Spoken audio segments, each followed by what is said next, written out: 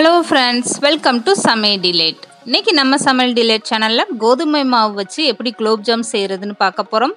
வீடியோக்குள்ள போறதுக்கு முன்னால நீங்க இன்னும் சமையல் டிலேட் சேனலை சப்ஸ்கிரைப் பண்ணலைனா மறக்காம சப்ஸ்கிரைப் பண்ணுங்க. அப்படியே பக்கத்துல இருக்க பெல் ஐகானையும் கிளிக் பண்ணுங்க. இப்போ வாங்க வீடியோக்குள்ள போகலாம்.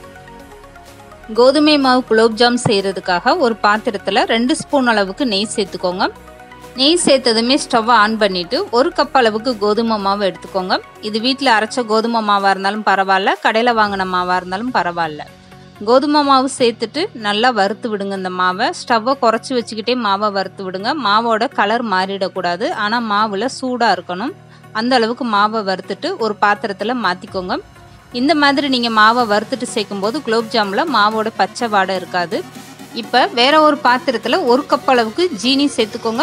சுகர் சிரப்பு ரெடி பண்ணுறதுக்காக கூடவே 1 கப் அளவுக்கு தண்ணி சேர்த்துக்கோங்க. இதுக்கப்புறம் ஸ்டவ் ஆன் பண்ணிவிட்டு நல்லா கலந்து கொடுங்க. இந்த ஜீனி நல்லா கரைஞ்சி வரட்டும்.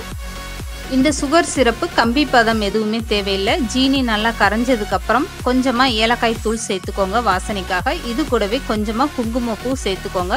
குங்குமப்பூ இல்லைன்னா ஏலக்காய் தூள் மட்டுமே சேர்த்துக்கோங்க. இப்போ ஜீனி நல்லாவே கரைஞ்சி வந்துருச்சு. இப்போ இந்த சுகர் சிரப்பை நீங்கள் கையில் எடுத்து பார்த்தீங்கன்னா இந்த அளவுக்கு பிசு பிசுன்னு ஒட்டணும். கம்பி பதம் எதுவுமே தேவையில்லை. இந்த அளவுக்கு சுகர் சிரப்பு கெட்டியாக இருந்தால் போதும். இதுக்கப்புறம் நீங்கள் ஸ்டவ் ஆஃப் பண்ணிடுங்க. இப்போ வறுத்து வச்சிருக்க கோதுமை மாவும் ஓரளவுக்கு நல்லாவே ஆறிடுச்சு. கையில் தொட்டு பார்த்தா இந்த அளவுக்கு சூடு பொறுக்கிற அளவுக்கு இருக்கணும். இதுக்கப்புறம் மாவு பிசைய ஆரம்பிச்சிருங்க. இப்போ இதில் 10 ரூபா பால் பவுட்ரு சேர்த்துக்கோங்க. அப்படி இல்லை பால் பவுட்ரு வீட்டில் இருக்குன்னா 3 ஸ்பூன் அளவுக்கு பால் பவுட்ரு சேர்த்துக்கோங்க. இது கூடவே 1/4 ஸ்பூன் அளவுக்கு ஆப்ப சோடா சேர்த்துக்கோங்க. ஆப்ப சோடா சேர்த்ததுமே நல்லா கை வச்சு மிக்ஸ் பண்ணி விட்டுருங்க. இந்த குலோப் ஜாமில் நெய் பால் பவுடர்லாம் சேர்க்கறதுனால ரொம்பவே டேஸ்ட் அட்டகாசமாக இருக்கும். இப்போ நல்லா மிக்ஸ் பண்ணி விட்டாச்சு. இதுக்கப்புறம் காய்ச்சி ஆற வச்சிருக்க பால் எடுத்துட்டு கொஞ்சம் கொஞ்சமாக சேர்த்துட்டு இந்த மாவை பிசைய ஆரம்பிங்க. பால் சூடோடு இருக்கக்கூடாது, நல்லா ஆற விட்டுட்டு அதுக்கப்புறம் சேர்த்துக்கோங்க. இந்த மாவு பிசையும் போது எடுத்ததுமே பால் அதிகமாக சேர்த்துறாதீங்க. கொஞ்சம் கொஞ்சமாக சேர்த்துட்டு மாவை பிசைஞ்சுக்கோங்க. இப்போ பாருங்கள், இந்த அளவுக்கு நல்லாவே மாவை பிசைஞ்சு எடுத்து வச்சுக்கோங்க. சப்பாத்தி மாவு அளவுக்கு இருந்தால் போதும், ரொம்பவும் தனியாக போயிடக்கூடாது. குலோப் ஜாம் மாவு நீங்கள் பிசைஞ்சு எடுத்ததுமே உருண்டை பிடிக்க ஆரம்பிக்கலாம். ஊற வைக்கலாம் தேவையில்லை. ஆப்ப சோடாலாம் சேர்த்துருக்கிறதுனால இந்த குலோப் ஜாம் நல்லாவே சாஃப்டாக வரும். குலோப் ஜாம் மாவு நீங்கள் உருட்டும் போது கையில் கொஞ்சமாக எண்ணெய் சேர்த்துக்கோங்க. அப்போ தான் இந்த குலோப் ஜாம் விரிசல் விழுகாமல் நல்லா உருட்டுறதுக்கு வரும்.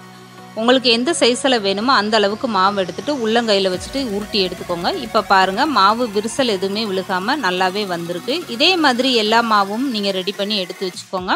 இதுக்கப்புறம் குலோப் ஜாம் பொரிச்சு எடுக்கிறதுக்காக ஒரு பாத்திரத்தில் எண்ணெய் சூடு பண்ணிக்கோங்க. எண்ணெய் ரொம்பவும் சூடாக இருக்கக்கூடாது. இப்போ குலோப் ஜாம் போடையிலே உங்களுக்கு தெரியும் எந்த அளவுக்கு சூடாக இருக்குன்னு.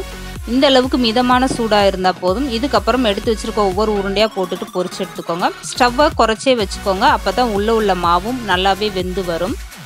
இப்போ குலோப் ஜாம் இந்த அளவுக்கு நல்லா செவந்து வந்ததுக்கப்புறம் எண்ணெயிலிருந்து எடுத்துருங்க. இந்த குலோப் ஜாம் பொரிச்சு எடுத்ததுமே உடனே சுகர் சிரப்பில் சேர்த்துருங்க.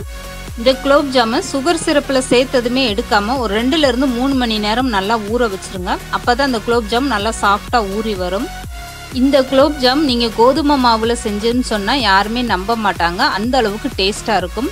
நெய் பால் பவுடர்லாம் சேர்த்துருக்கறனால இதோடைய சுவை ரொம்பவே அட்டகாசமாக இருக்கும். கண்டிப்பாக இந்த கோதுமை மாவு குலோப் ஜாமை நீங்களும் உங்கள் வீட்டில் ட்ரை பண்ணி பாருங்கள். ரொம்பவே ஈஸியாக வீட்டில் இருக்கக்கூடிய கோதுமை மாவு வச்சு எப்படி குலோப் ஜாம் செய்கிறத இன்றைக்கி நம்ம வீடியோவில் பார்த்துருக்கோம். கண்டிப்பாக அந்த குலோப் ஜாம் நீங்களும் உங்கள் வீட்டில் ட்ரை பண்ணி பாருங்கள். இந்த வீடியோ பிடிச்சிருந்தா லைக் பண்ணுங்கள், ஷேர் பண்ணுங்கள். மறக்காமல் சமையல் டிலேட் சேனலை சப்ஸ்கிரைப் பண்ணுங்கள்.